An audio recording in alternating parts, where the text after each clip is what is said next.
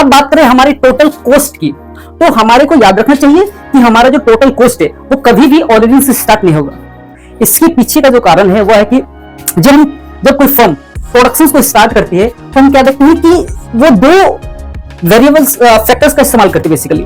First is fixed factor and second is variable factors. तो fixed factor में basically होता है लैंड, बिल्डिंग्स, मशीन्स, ये सारी उसकी फिक्स्ड फैक्टर्स होती है प्रोडक्शंस के लिए।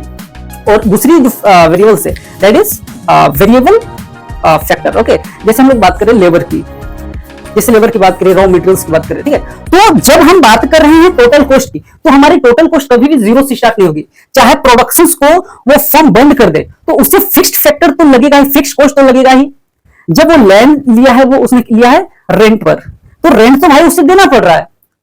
लैंड जो उधारी में लिया कि भैया हमारे को अपना जमीन इस्तेमाल करें दो, तो उससे रेंट लग रहा है।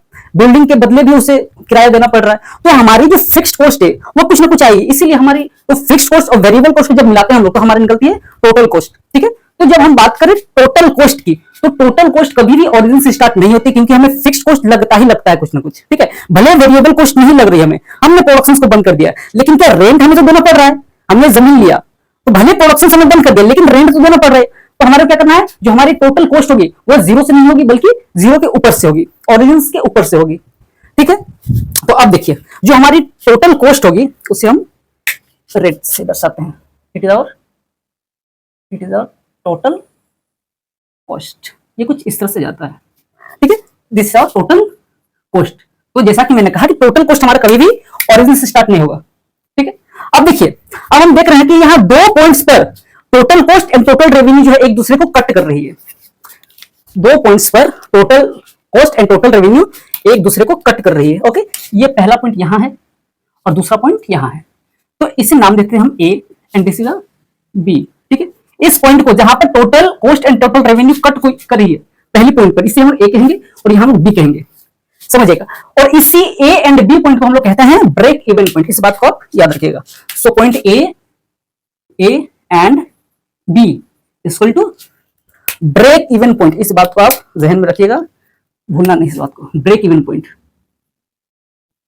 Break even point, this point A and this B is our break even point, ठीक है। अब देखिए, इस ब्रेक इवन पॉइंट्स के पहले, हमारे इस ब्रेक इवन पॉइंट्स के पहले देखिए कि हमारी टोटल कॉस्ट है वो हमारी टोटल रेवेन्यू से ऊपर है।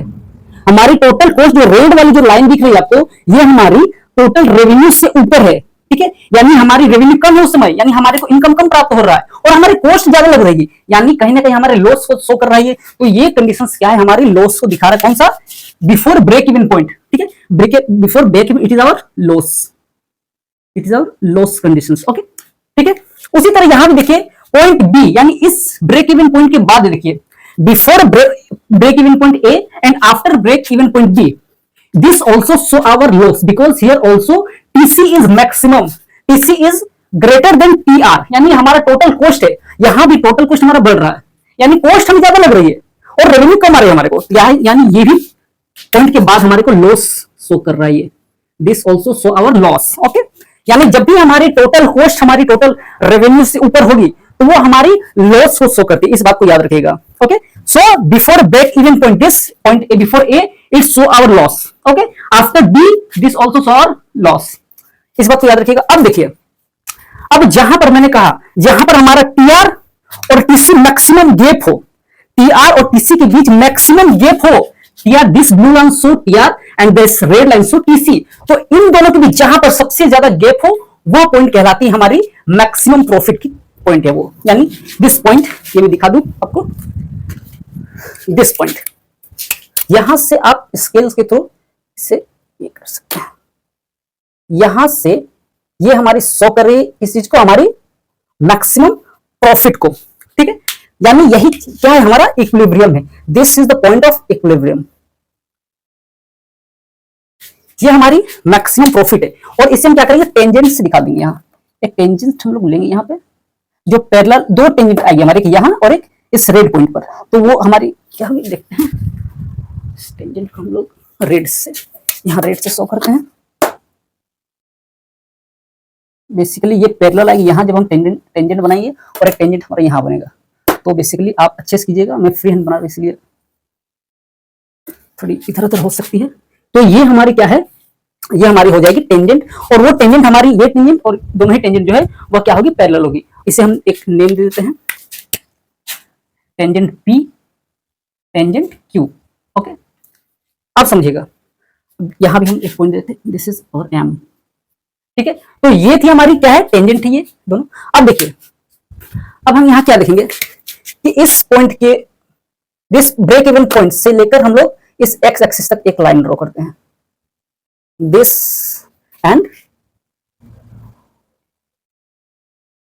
दिस। अब देखिए यहां हम देते Q and Q1, from Q to Q1 there is something profit, कुछ ना कुछ प्रॉफिट है।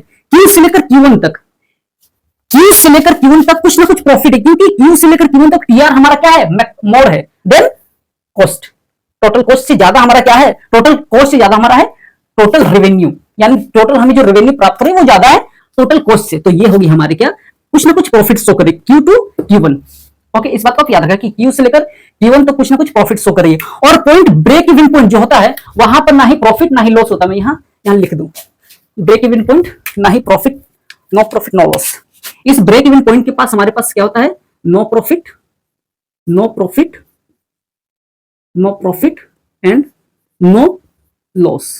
किसी तरह का प्रॉफिट और किसी तरह का लॉस हमारे को ब्रेक इवन पॉइंट में नहीं मिलेगा। इस बात को भी आपको जहन में रखना है, याद रखना है। ठीक है, तो ये हमारी कुछ कंडीशंस थी किसकी, शॉर्ट रन मोनोपोली इक्विलिब्रियम की, कि जब हमारा मैक्सिमम प्रॉफिट हो, यानी कॉस्ट और रेवेन्यू के बीच, टोटल कॉस्ट और टोटल रेवेन्यू के बीच जहां पर ज्यादा गैप हो, वही होगी हमारी equilibrium conditions of monopoly under monopoly in short run. Okay, short run में हमारे पास ये होगी क्या, इक्विलिब्रियम। इस बात को आप याद रखिएगा। और यहां पर हमारे को देख रहा है कि जो ब्रेक इवन पॉइंट से, उस पॉइंट पर हमारे को ना ही लॉस होता है और ना ही किसी तरह का प्रॉफिट होता है।